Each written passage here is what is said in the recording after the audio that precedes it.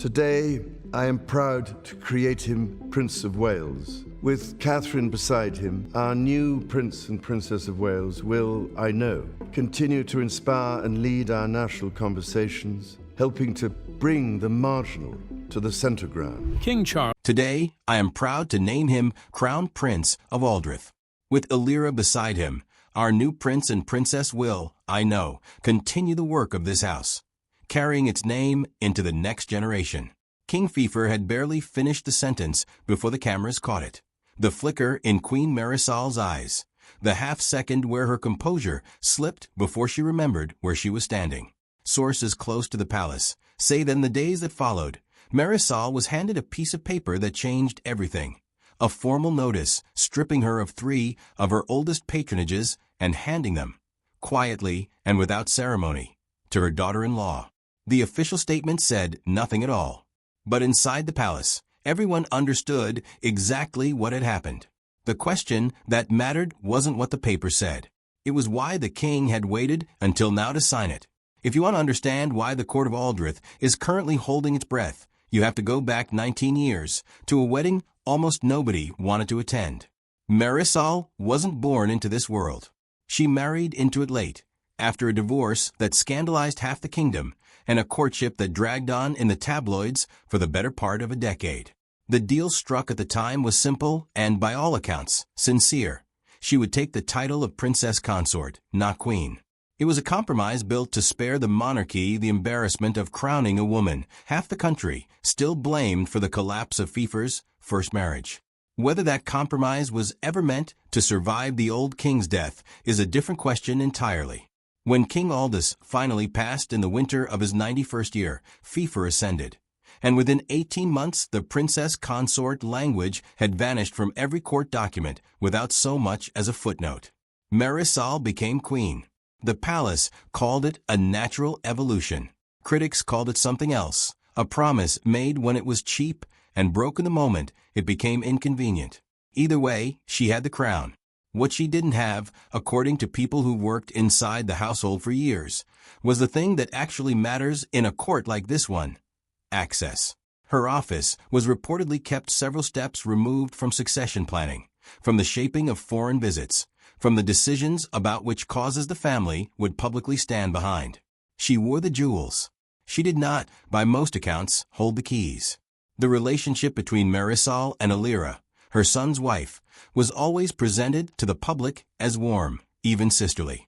The two women appeared together at state functions, exchanged practiced compliments in interviews, stood shoulder to shoulder at the annual Harvest Gala every year, without fail. But those who've spent time around both women describe something far cooler underneath the performance. Two people who understood exactly what their relationship was for, and exactly how far it went once the doors closed. It wasn't hostility. It was distance dressed up as warmth, the kind of professional courtesy you'd expect between two executives who happened to share a surname. That distance might have stayed exactly where it was, quietly unremarkable, if not for what happened next. While the younger generation of the family spent the last several years generating headlines for all the wrong reasons, a memoir here, a docuseries there, an ongoing feud that seemed engineered for streaming numbers, Elira was doing something almost nobody noticed until it was already finished. She wasn't cutting ribbons. She was building a portfolio. Her initiative on childhood literacy, which started as a modest reading program in 3 rural provinces, had within 4 years become the kind of policy work that drew university researchers and government ministers into the same room. She wasn't just showing up. She was chairing meetings, requesting data, following up.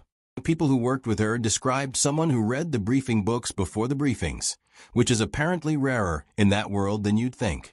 Then, in the spring of 2 years ago, everything accelerated in a direction nobody had planned for. Elira's illness was announced to the public in a short, carefully worded video. No press conference, no interviews, just a woman speaking directly into a camera, asking for privacy while she underwent treatment. The reaction across the kingdom was enormous and unmistakably genuine. People gathered outside the palace gates with flowers before anyone had asked them to. Television anchors, usually cynical about royal news, visibly struggled to keep their composure on air.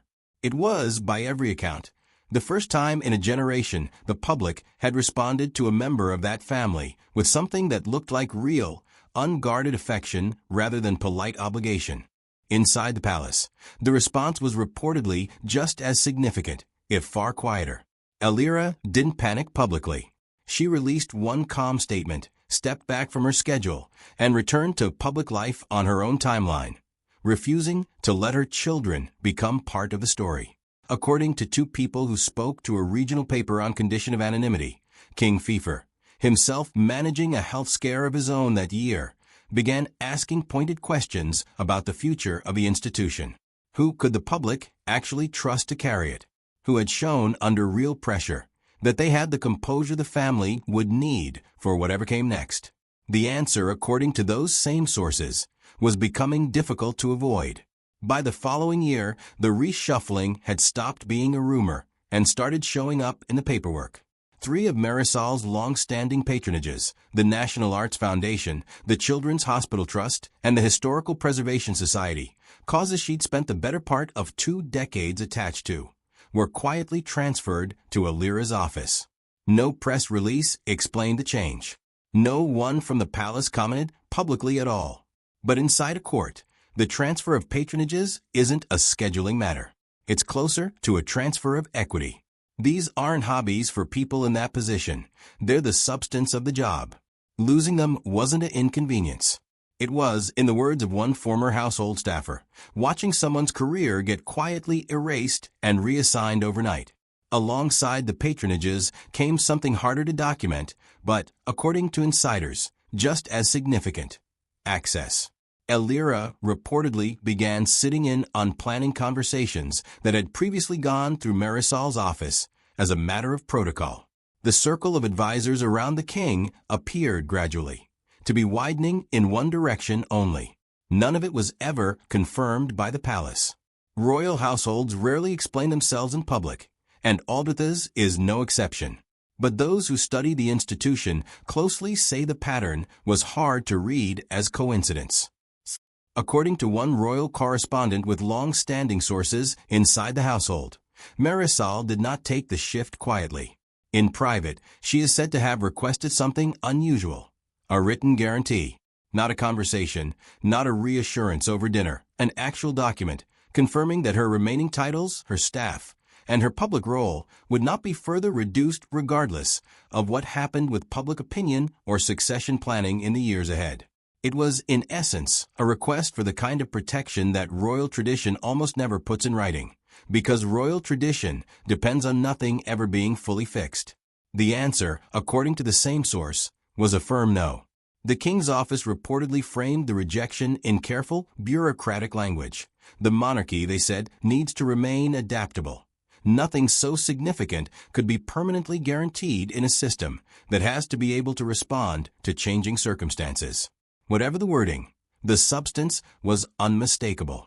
Marisol would keep her title. She would not get her guarantee. People close to her describe her reaction not as an outburst, but as something colder and more deliberate, the kind of quiet that comes from someone who has spent 3 decades learning exactly how much she is and isn't allowed to show in public. There were no leaks to the press, no visible confrontations. Just, by every account, silence. And in a court like this one, silence tends to be its own kind of message. Whatever the personal cost, Fifer's reported reasoning was simple, even if it was never said aloud. A monarchy survives by staying likable enough that the public doesn't ask hard questions about why it exists at all. Every poll the family's advisors have reportedly commissioned over the past several years points to the same conclusion. The public's warmth is increasingly attached to Elira, not to the institution as a whole, and certainly not to Marisol. A king thinking about the next 50 years of an 800-year-old institution, insiders suggest, is going to make decisions based on that math whether or not it's comfortable for the people closest to him. That doesn't make the human cost disappear.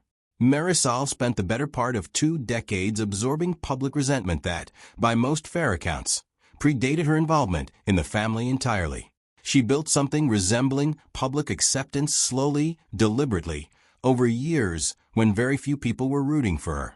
To watch that acceptance get quietly reallocated to someone else however unintentional it may be on Illyra's part, is not a small thing to live through.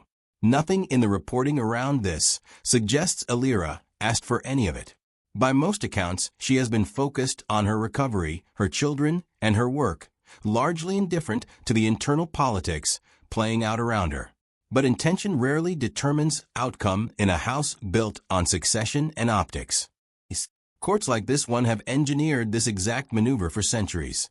The slow, deliberate hollowing out of someone's role without ever removing the title that makes the hollowing look, from the outside, like nothing happened at all.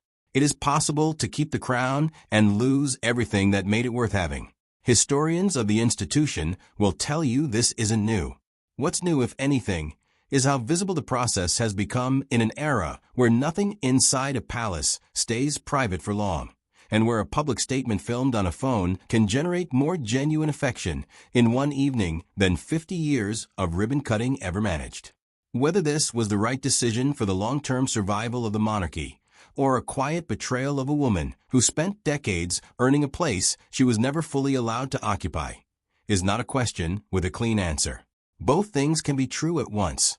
That may be the most honest way to describe what's actually happening inside that palace right now, not a villain and a victim, but two women caught on either side of an institution doing what institutions do, choosing the future over the past, and calling it strategy instead of what it cost the people living through it.